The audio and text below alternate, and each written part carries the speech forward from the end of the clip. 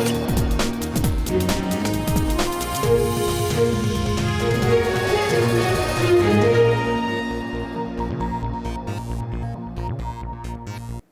evening and welcome to the weekend edition of News Tonight on Rajya Sabha Television. I'm Aishwarya Kapoor with you.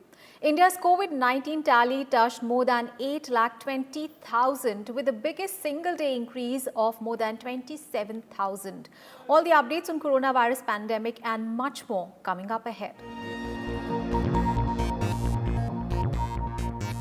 Another day of highest single-day jump in coronavirus cases has pushed the total number of cases to over 8 lakh. India reported at least 27,000 new cases on Friday. Infections crossed the 8 lakh mark just 4 days after cases had reached 7 lakh. Prime Minister Narendra Modi reviewed the COVID-19 situation and appreciated the concerted efforts of the centre, state and local authorities in containing the pandemic in Delhi. He said that other state governments should adopt a similar approach in containing the crisis.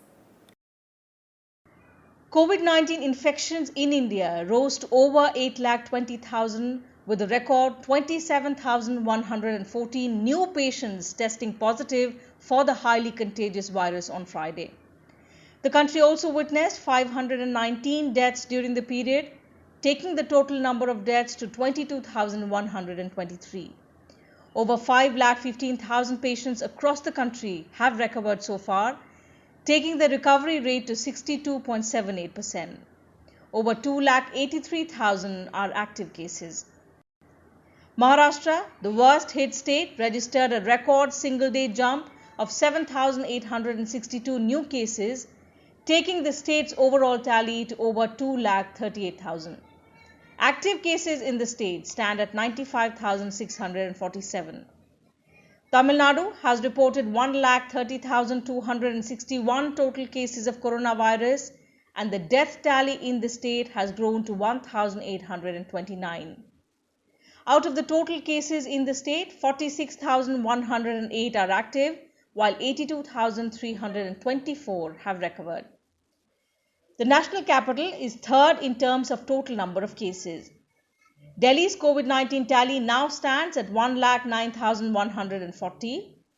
The capital has registered 3,300 deaths so far and 84,694 people have recovered, while the tally of active cases in Delhi stands at 21,146.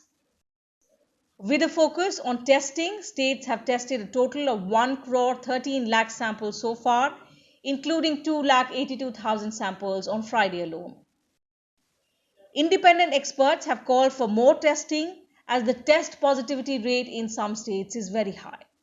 While many states have TPR below 5%, Maharashtra, Telangana, Gujarat and Tamil Nadu continue to report high TPR. India reported the first case of COVID-19 on the 30th of January. In the next 110 days or over 3 months later, infections reached 1 lakh but took just 15 days to cross 2 lakh. In the next 18 days, infections increased from 2 lakh to 4 lakh.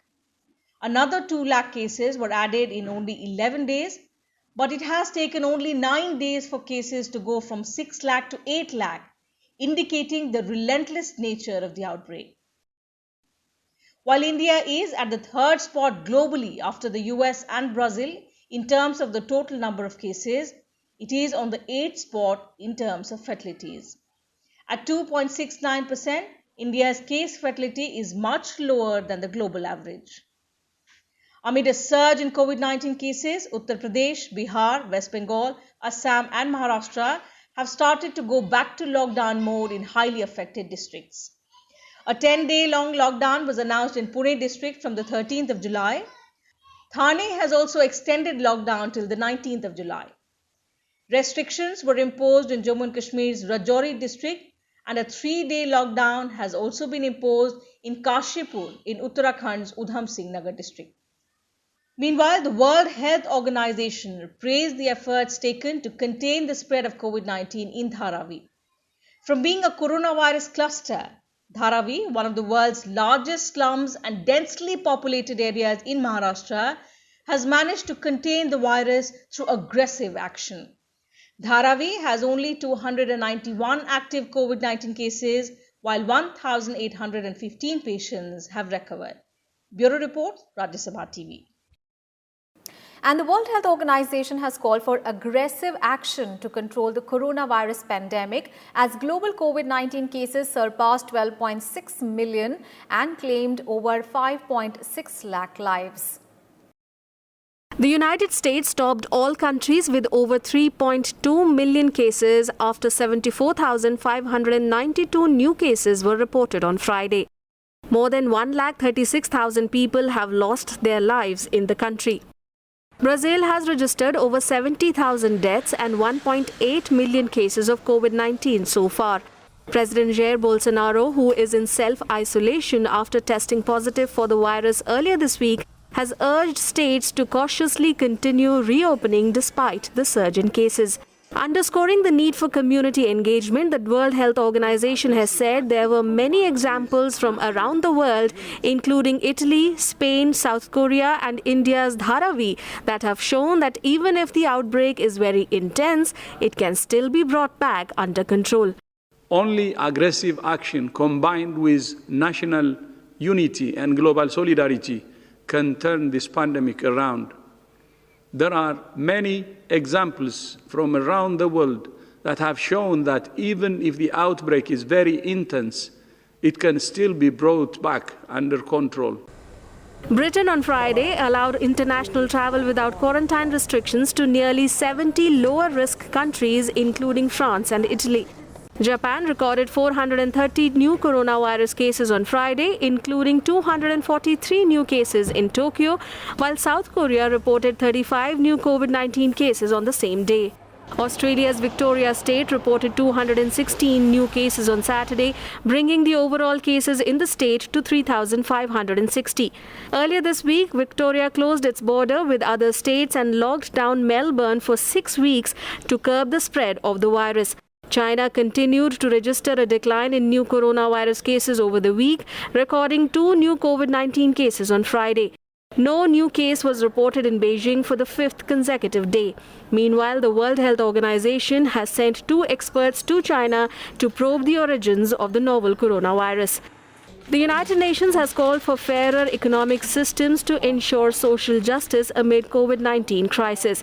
On Saturday, UN Secretary General Antonio Guterres urged that a future vaccine for the virus should be a people's vaccine. The COVID-19 crisis is a wake-up call. Economies and societies must be reshaped to be fairer and more inclusive. Effective treatment and a future vaccine against the coronavirus must be available to everyone, everywhere, as a global public good, a people's vaccine.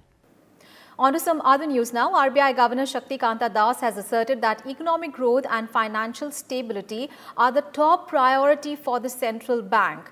Addressing the 7th SBI Banking and Economics Conclave on Saturday, Das said that the COVID-19 pandemic represents the biggest test of the robustness and resilience of our economic and financial system. He said the historic steps taken by the RBI during the pandemic have appeared to have worked so far. The Indian economy is returning to normalcy after easing of restrictions, RBI Governor Shaktikant Das said on Saturday. In his keynote address at the 7th SBI Banking and Economics Conclave, Das said that COVID-19 has been the worst health and economic crisis in the last 100 years, with unprecedented negative consequences for output, jobs and well-being. He reiterated that RBI has taken a number of important and historic measures to protect the financial system. From February 2019 onwards, on cumulative basis, we had cut the repo rate by 135 basis points till the onset of the COVID-19. Das outlined the steps taken by the RBI to boost market confidence and ease stress. These include infusion of 3.08 lakh crore rupees capital into public sector banks, liquidity measures announced since February amounting to 9.57 lakh crore rupees or 4.7% of financial year 2020 nominal GDP. Use of conventional and unconventional methods to restore market confidence, and rate cut of 115 basis points since the COVID-19 outbreak. He also said that the steps taken by the RBI provided a cushion from the immediate impact of the pandemic on the banks, cautioning that the medium-term outlook is uncertain, thus stressed on the need for a recapitalization plan for public and private sector banks. The important objective of RBI's supervisory initiative has been to put in place systems and structures to identify, assess, and proactively mitigate or manage the vulnerabilities among the financial institutions. During the last 1 year, based on assessment of events which had the potential to pose a threat to financial stability, the Reserve Bank has in fact reorganized its supervisory functions with an objective of establishing a holistic approach to regulation and supervision. These measures, they basically aim at effectively addressing the potential systemic risks that could arise due to possible supervisory or regulatory arbitrage. The economic impact of the pandemic due to lockdown and anticipated post-lockdown compression in economic growth may result in higher non-performing assets and capital erosion of the banks. A recapitalization plan for public sector banks and private sector banks has therefore become absolutely necessary. While NBFC sector as a whole may still look resilient, the redemption pressure on NBFCs and mutual funds also need close monitoring. In his address, the RBI governor also exuded confidence that the country's banking and financial system is capable of rising to the occasion in meeting the challenges posed by the COVID-19 pandemic. He said there is a great opportunity for Indian companies to become part of the global value chain, and that emphasis should be in correcting and undertaking land, labour, ease of business and other reforms. Kriti Mishra, Rajya Sabha TV. The centre has informed that almost 5,80,000 people have returned to India under the Vande Bharat mission from the time it started almost 2 months ago. Under Phase 4, Air India will operate 36 flights to and from the United States from 11th to 19th July 2020. Meanwhile, 3 Air India flights are bringing more than 590 Indian nationals from Dubai to different destinations on Saturday. An Air India flight from Muscat brought back 177 passengers to Mumbai at 3 p.m.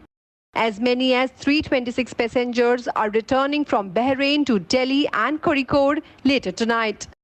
An Air India flight from Kuala Lumpur carrying 177 Indians is scheduled to arrive at Kochi Airport at 10 p.m. The 4th phase of Vande Bharat mission began on 3rd July, and over 700 flights have reached India, repatriating around 1.50 lakh Indians. An External Affairs Minister S. Jaishankar spoke on the India-China border issue while speaking at the India Global Week 2020 via video conferencing. S. Jaishankar said that the two sides have agreed on the need to disengage as troops are deployed very close to each other at the LAC. He added that the disengagement and de-escalation process has been agreed upon and it has just commenced. The minister also added that a lot of trends that we saw before coronavirus could accelerate in the post-COVID world. Today was the last day of the ongoing 3-day India Global Week 2020. What's just happened is that we've agreed on the need to disengage because the troops on both sides are very close to it, deployed very close to each other. So there is a disengagement and a de-escalation sort of process which has been agreed upon. It has just commenced. It's very much work in progress. So I think at this point, I really wouldn't like to say more than that. In some other news, Vice President M. Venkaiah Naidu has called for the adoption of environment-friendly architecture and designs in the country to address future health threats. He was addressing the inaugural ceremony of the National Convention of Indian Institute of Architects virtually on Saturday. Venkaiah Naidu urged architects and designers to answer the challenges posed by the COVID-19 pandemic through modification in their designs. The time has come for architects and the designers to answer the challenge posed by this pandemic. The design fraternity needs to regroup and look for solutions to the problems created by the current crisis while envisaging the ways to tackle future threats. Architects need to explore new ideas. The Vice President also emphasized that structures should be built in such a way that enough natural light and ventilation is available for residents. Naidu called for novel thoughts and ideas for building environment-friendly structures which can be sustained on renewable energy sources. He also asked for engaging local artists and artisans for construction and design-related works in smart city projects.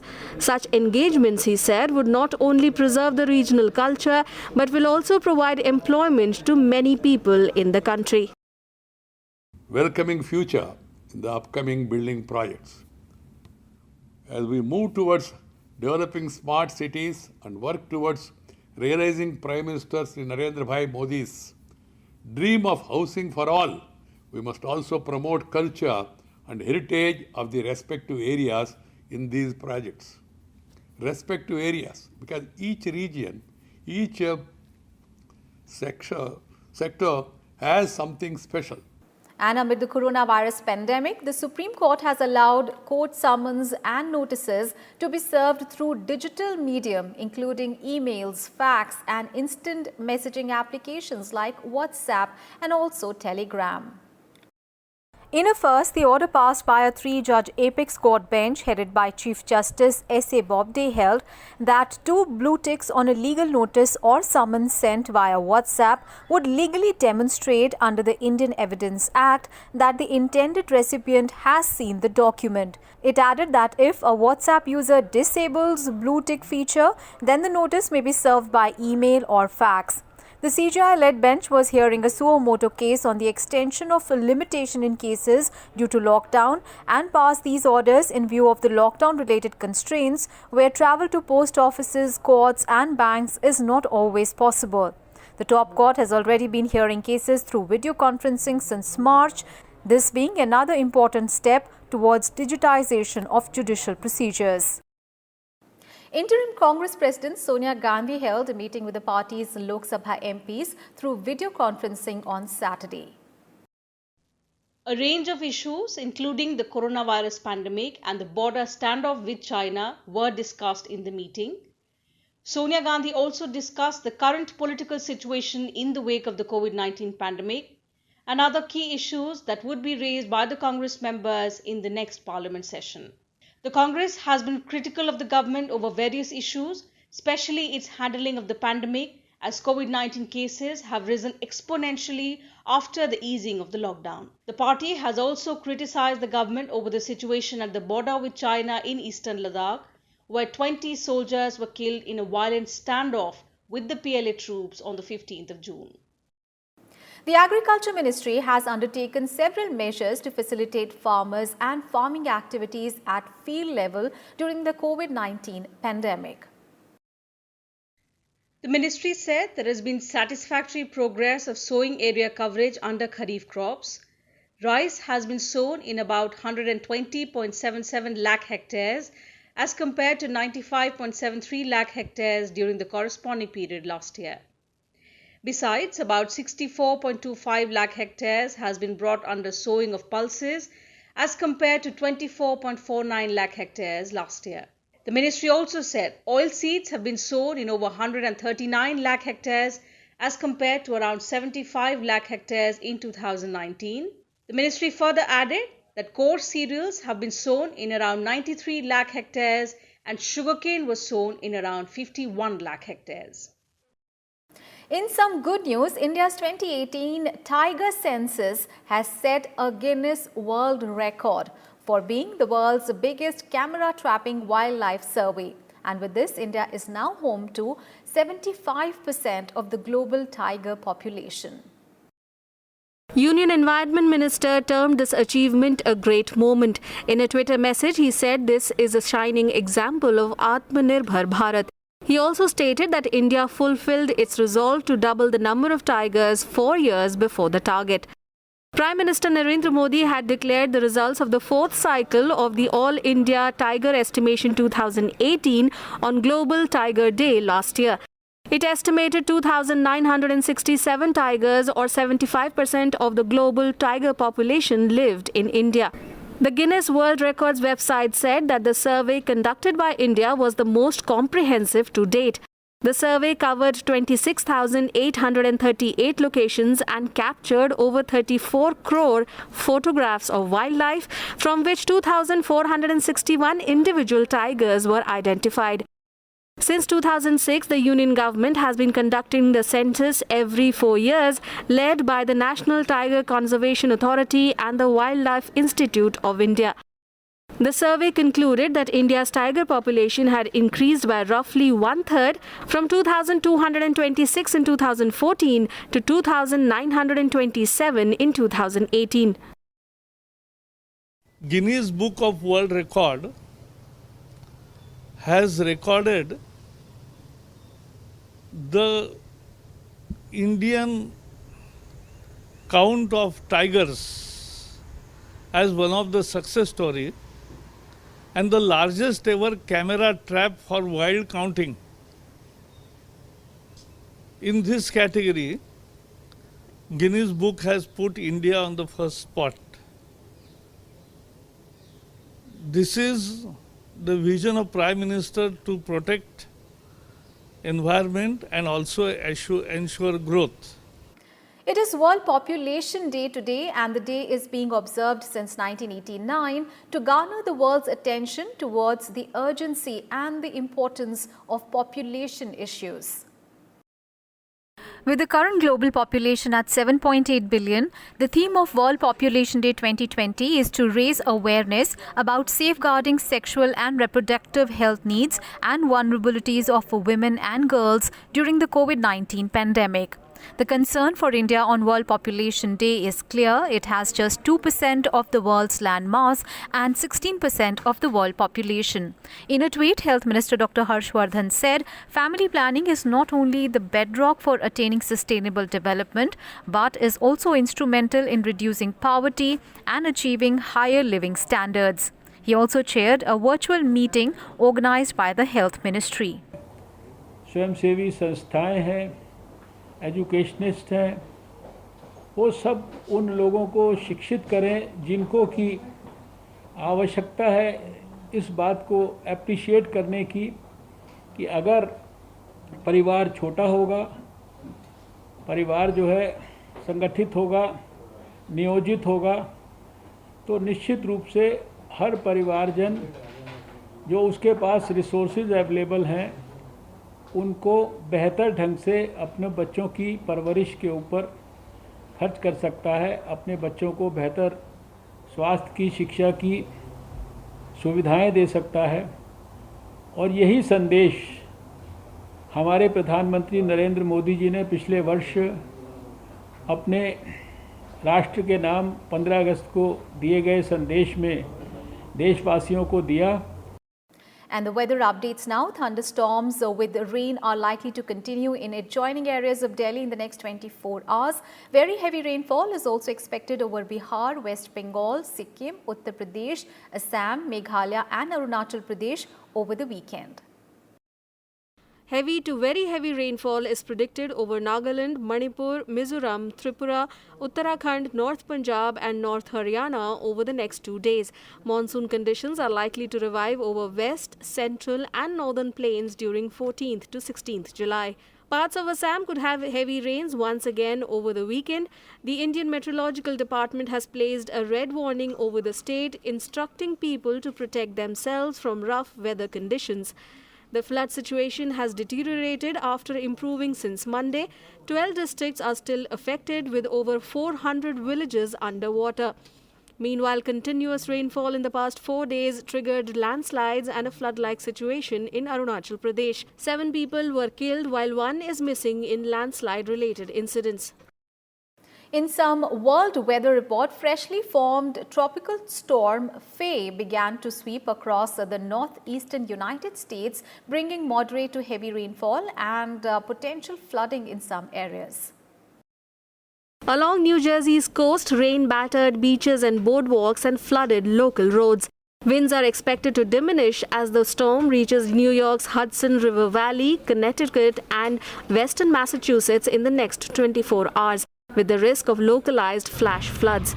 US President Donald Trump said the government was ready in the event that Tropical Storm Faye caused damage along the eastern coastline. Tropical Storm Faye is probably going to be hitting a place called New Jersey, a good place, pretty soon. So we are on the watch. We're fully prepared. FEMA's ready in case it's bad. Shouldn't be too bad, but you never know. You never know. But at this moment, it's looking like it's going to be hitting New Jersey fairly soon, and we are fully prepared. And that is all in Saturday's edition of News Tonight. Keep watching Rajya Sabha TV for all news and updates from India and across the world. Stay home, stay safe. Good night.